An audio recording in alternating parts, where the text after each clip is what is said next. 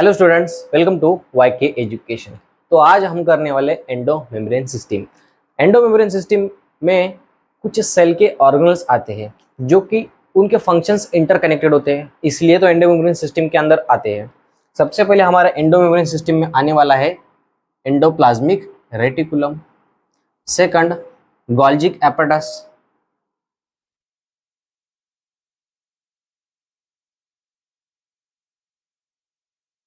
Third lysosomes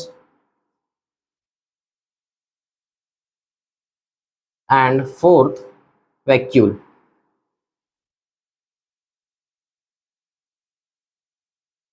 lysosomes, vacuole, Golgi apparatus, endoplasmic reticulum ये आते हैं हमारे एंडो मेम्ब्रेन सिस्टम के अंदर, क्योंकि इनके जो फंक्शंस होते हैं आर इंटरकनेक्टेड।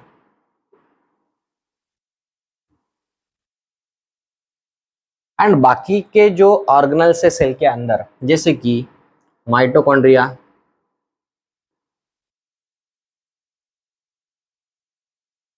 क्लोरोप्लास्ट,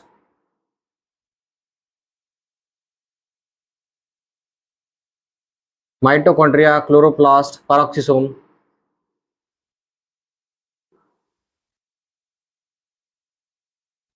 इनके जो फंक्शंस होते हैं वो इंटरकनेक्टेड नहीं होते। फंक्शंस आर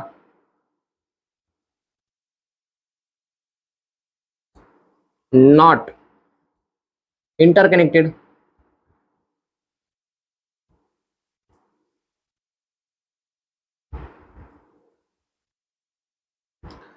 देखिए, endoplasmic reticulum, Golgi apparatus, lysosomes, vacuole, इनके फंक्शंस इंटरकनेक्टेड है। इसी चीज के वजह से ये आते हैं एंडो मेम्ब्रेन सिस्टम के अंदर।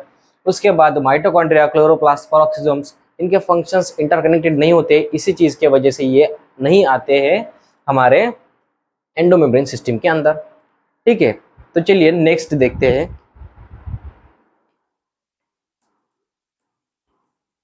इनके फंक्शंस कैसे इंटरकनेक्टेड होते हैं, ये मैं आपको एक सिंपल वे में समझाऊंगा। इसके बाद आपको एंडो मेम्ब्रेन सिस्टम समझ में नहीं आई, ऐसा हो ही नहीं सकता। देखिए, फॉर एग्जांपल ये हमारा सेल है, यूकेरियोटिक सेल।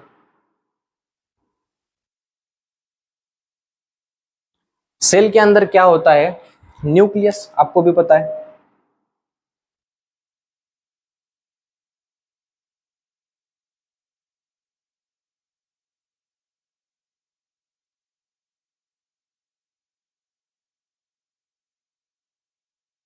ये क्या है? हमारा न्यूक्लियस। ये जो है न्यूक्लियर पोर है, न्यूक्लियर पोर। ठीक है, अब देखिए न्यूक्लियस से अटैच क्या मिलता है हमें? Membrane bond, endoplasmic reticulum.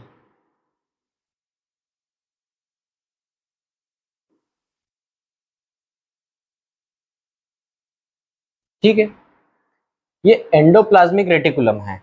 क्या है? Endoplasmic reticulum. एंडोप्लाज्मिक रेटिकुलम दो टाइप की होती है। अब देखिए, इस पर राइबोसोम्स प्रेजेंट है।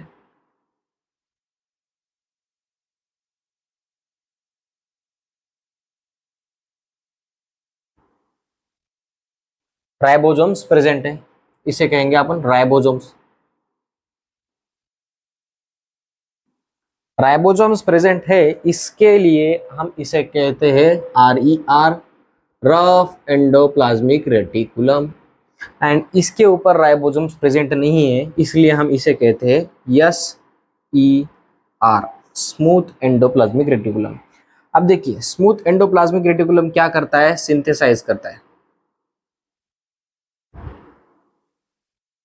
सिंथेसाइज क्या करता है? लिपिड। लिपिड बनाता है, लिपिड लाइक। स्टीरॉयड हार्मोन बनाता है।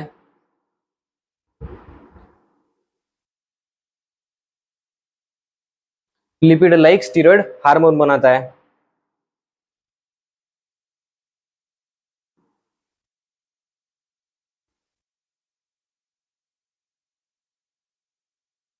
ठीक है, रफ एंडोप्लाज्मिक रेटिकुलम क्या सिंथेसाइज करता है? Synthesise protein. प्रोटीन क्यों? क्योंकि रफ एंडोप्लाज्मिक रेटिकुलम के ऊपर क्या है, हमारे राइबोसोम्स प्रेजेंट है।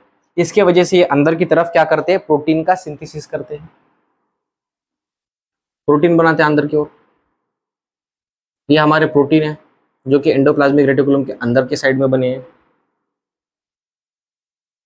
किसने बनाए? रफ एंडोप्लाज्मिक रेटिकुलम ने। अब देखिए एसईआर क्या बना रहा है, lipid and lipid like steroid hormone. For example ये lipid like steroid hormone represent करने के लिए बना है। अब यही ट्रांसफर करते हैं, ये जो प्रोटीन एंड लिपिड ये ट्रांसफर करते हैं गोल्जिक एपरेटस के पास। कौन? ER, endoplasmic reticulum, in the form of vessels. अब ये जो प्रोटीन है, ये जो प्रोटीन है, ये प्रोटीन ट्रांसफर किया एंडोप्लाज्मिक रेटिकुलम ने किसके पास? गोल्जिक एपरेटस के पास। ये जो हमारा गोल्जिक एपरेटस है, देखिए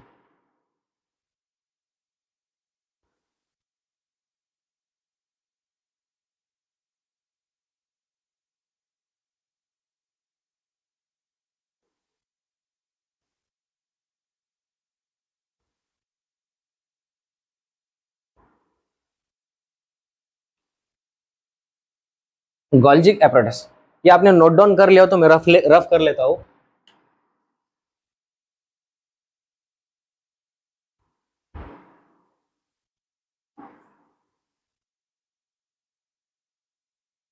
ठीक है, ये हमारा है गोल्जिक एपरेटस।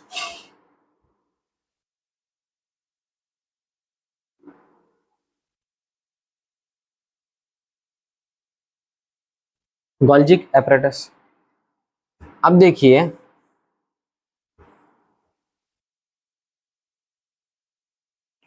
गोल्जिक एपरेटस इस प्रोटीन को क्या करता है, मॉडिफाई करता है एंड ट्रांसपोर्ट करता है, ट्रांसफर। तो देखिए सबसे पहले गोल्जिक एपरेटस बनाता क्या है, प्रोटीन सिंथेसिस कौन कर रहा है? Endoplasmic reticulum, rough endoplasmic reticulum, जो कि वेसल्स के फॉर्म में, वेसल्स के फॉर्म में किसको ट्रांसफर कर रही है? गोल्जिक एपरेटस के पास। इसलिए तो एंडोमेम्ब्रेन सिस्टम में आते हैं, इनके फंक्शंस इंटरकनेक्टेड है।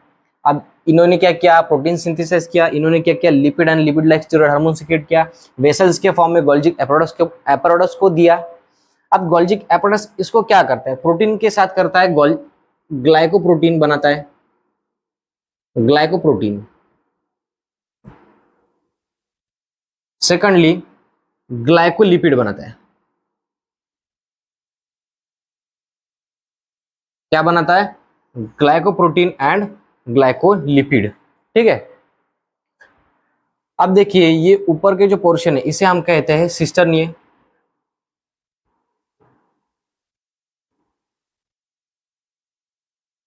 ये क्या करता है, प्रोटीन के साथ जो आया प्रोटीन उसको क्या करता है, मॉडिफाई करता है, मॉडिफाई एंड ट्रांसफर प्रोटीन। देखिए ये जो वेसल है, ये वेसल ने प्रोटीन किसको दिया?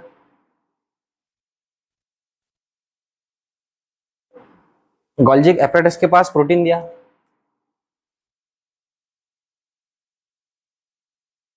ये प्रोटीन का मॉडिफिकेशन हुआ, वो हो गया ग्लाइकोप्रोटीन।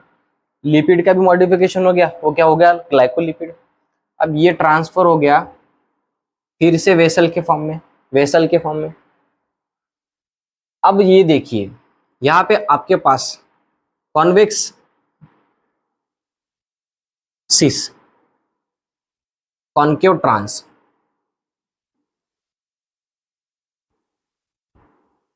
कॉन्वेक्स सिस मतलब उसका फेस, एंड कॉन्केव ट्रांस यानी उसका जो एंड वाला रास्ता है। Concave, convex cis and concave trans. Convex cis से प्रोटीन की वेसल जो है वो अंदर जाती है गोल्जिक एपरेटस के, गोल्जिक एपरेटस के, और कॉन्केव ट्रांस से वही वेसल्स मॉडिफाई होके प्रोटीन को मॉडिफाई करके बाहर लेके आती है। कॉन्केव सिस या फिर फोमिक फेस कह सकते हैं, फोमिंग फेस या फिर concave trans maturing face, maturing face. अब ये देखिए ये जो प्रोटीन की वेसल है मॉडिफाइड ग्लाइकोप्रोटीन वाली, इसके तीन फंक्शन होते हैं। ये सीधा जाके एक तो हमारे प्लाज्मा मेम्ब्रेन को प्रोटीन दे देती है। किसको देती है? प्लाज्मा मेम्ब्रेन को प्रोटीन देती है। फर्स्ट हमारी ये जो प्लाज्मा मेम्ब्रेन है, ये वेसल क्या कर रही है? सबसे पहले प्लाज्मा मेम्ब्रेन को प्रोटीन देती है, या फिर सेल के बाहर प्रोटीन लेके जाती है, सेल के बाहर प्रोटीन देती है, या फिर थर्ड ऑप्शन, ये प्रोटीन जाता है लाइजोसोम्स के पास। लाइजोसोम्स वेसल्स से थोड़ा बड़ा होता है। ये आपने नोट कर लिया तो मैं रफ कर देता हूं।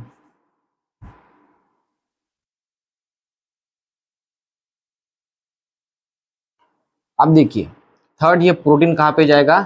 लाइजोसोम्स के पास जाएगा। लाइजोसोम्स के पास चला गया ये प्रोटीन, इसे हम कहेंगे लाइजोसोम।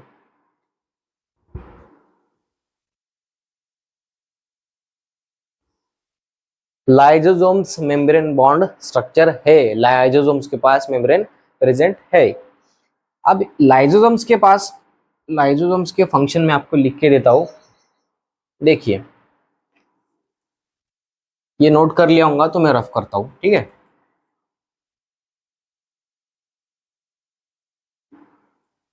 आप आपके बुक में इसे प्रॉपरली अरेंज कर सकते हैं। यहाँ पे थोड़ा स्पेस का प्रॉब्लम हो रहा है। देखिए, लाइजोसोम्स क्या है? Membrane bond.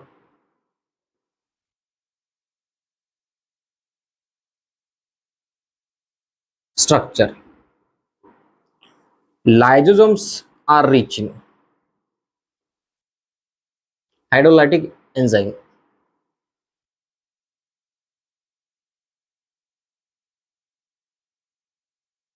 एंजाइम्स एंजाइम्स जैसे कि लाइपेज, प्रोटीएज, कार्बोहाइड्रेज,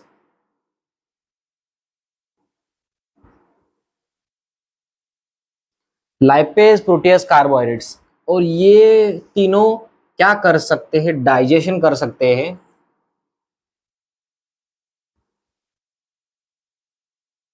डाइजेशन कर सकते हैं लिपिड का,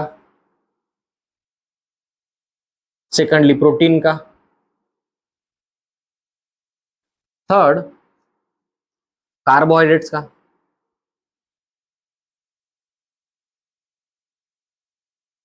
and lipid, protein, carbohydrates and nucleic acid को।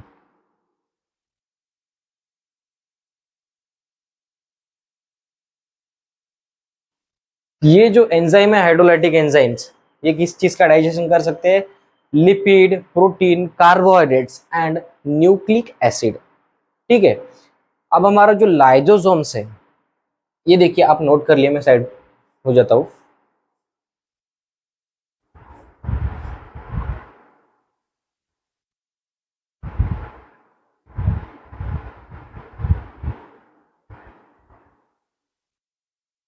ठीक है, रफ करता हूं।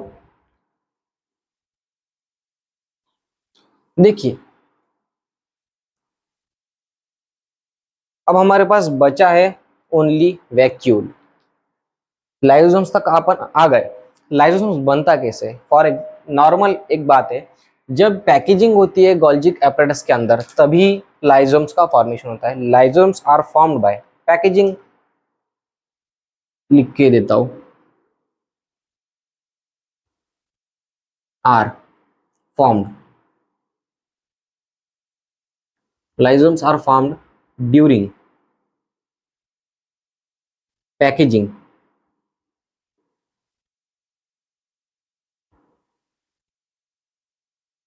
in the Golgi apparatus.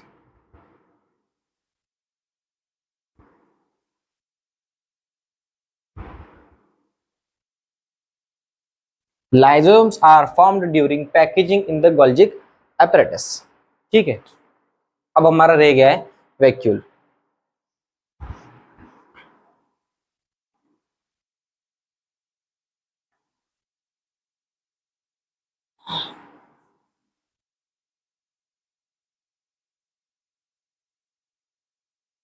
देखिए ये हमारा वैक्यूल है,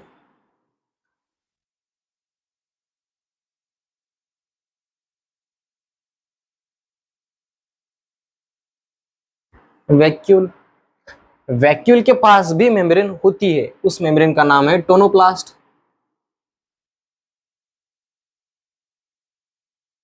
जो कि सिंगल मेम्ब्रेन है, ठीक है। सिंगल मेम्ब्रेन कौन सी? टोनोप्लास्ट। वैक्यूल प्रेजेंट होता है प्लांट सेल में, मोस्टली प्लांट सेल में ही होता है। एनिमल सेल में कई टाइम प्रेजेंट होता है, बट सम टाइम के लिए, ठीक है। वैक्यूल के अंदर क्या होता है? वाटर सैप, वाटर, उसके बाद SAP and excretory products.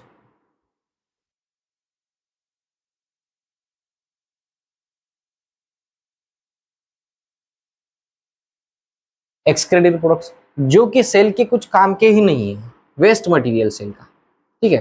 Water, SAP, excretory product जो कि are not useful for cell, ये सेल के कुछ काम के नहीं होते हैं। उसके बाद इन प्लांट्स,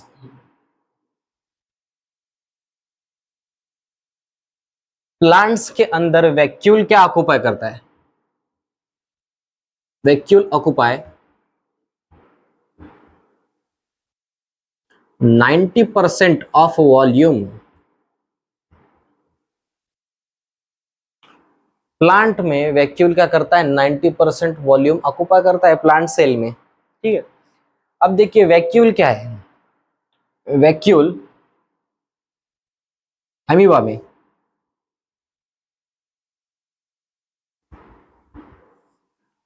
वैक्यूल में अमीबा, वैक्यूल में अमीबा नहीं, अमीबा के अंदर जो वैक्यूल होता है वो कैसा होता है? कॉन्ट्रैक्टाइल वैक्यूल होता है।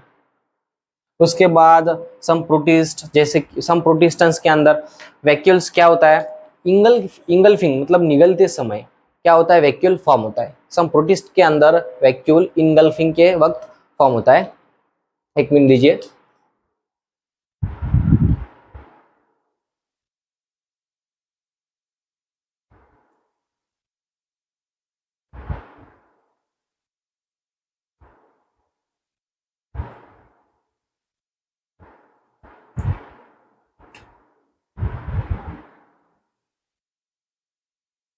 जैसे मैंने आपको बोला था अमीबा के अंदर कॉन्ट्रैक्टाइल वैक्यूल प्रेजेंट होता है। क्या होता है? Contractile vacuole.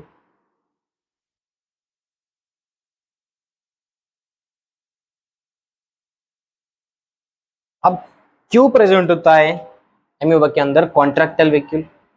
For osmo,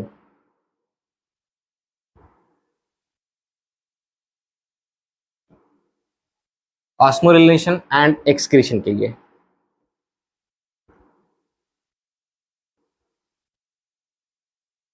amoeba के अंदर एंड सम प्रोटिस्ट के अंदर मैंने बोला आपको क्या होता है? इन सम प्रोटिस्ट, प्रोटिस्टेंट्स, प्रोटिस्टेंट्स वैक्यूल जो है, वैक्यूल फॉर्म्ड होता है during engulfing food particles.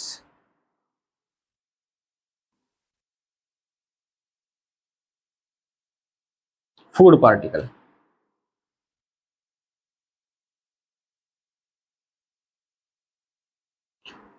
Vacuole protistans के अंदर निगलते समय फॉर्म होता है food particles. In some protistans vacuoles formed during engulfing food particle. ये हमारा पूरा वैक्यूल है। एंड लास्ट पॉइंट, प्लांट्स के अंदर वैक्यूल की जो टोनोप्लास्ट है वो सम आयंस एंड मॉलिक्यूल्स को ट्रांसपोर्ट करती है। टोनोप्लास्ट यहाँ पे लिख देता हूँ आपके लिए, ये रफ कर दिए, नोट कर लेना आपने। देखिए टोनोप्लास्ट, टोनोप्लास्ट ट्रांसपोर्ट आयंस या फिर अदर मॉलिक्यूल, मॉलिक्यूल ट्रांसपोर्ट क्या करता है आयंस या फिर अदर मॉलिक्यूल्स प्लांट्स में। तो स्टूडेंट्स अगर आपको इसमें कोई भी डाउट हो तो मुझे आप कमेंट सेक्शन में समझा सकते हो, बता सकते हो, मैं आपका डाउट ज़रूर सॉल्व करूँगा। And thank you for watching my video. ऐसे ही वीडियो देखते रहिए, आपके लिए मैं कंसेप्चुअल वीडियो लाता रहूँगा। इस वीडियो में आपने endoplasmic reticulum, lysosomes, Golgi apparatus इन वैक्यूल पूरी तरह से कंप्लीट कर लिया है। मैं आपके लिए ये नोट्स भी बनाया है। देखिए हैंड रिटन नोट्स भी आपको, ये देख लीजिए, ये मैंने हैंड रिटन नोट्स प्रिपेयर किए आपके लिए, जिसमें आपका पूरा टॉपिक क्लियर होगा। इस चीज़ के बाद आपको एनसीईआरटी एक बार रीड करनी ही है। आपको एनसीईआरटी की लाइन पूरी तरह समझ में आएंगी। देखिए एनसीईआरटी जो है तो सबको आती है रीड करना, आपको मालूम है, सभी जन बोलते हैं एनसीईआरटी में से पढ़ाई करो पढ़ाई करो, बट एनसीईआरटी को कैसे पढ़ना है ये कोई नहीं बताता। एनसीईआरटी को पढ़ने के लिए आपको पूरे कंसेप्चुअल टॉपिक को एक्सप्लेन करना, पॉइंट वाइज लर्न करना पड़ता है, रीड करना पड़ता है। आपके पॉइंट्स क्लियर होने चाहिए, टॉपिक्स क्लियर होने चाहिए, तो आपको आगे की बात समझ में आएंगी। So for now bye, thank you and like my video, share my video for your friends and colleague. Thank you, bye.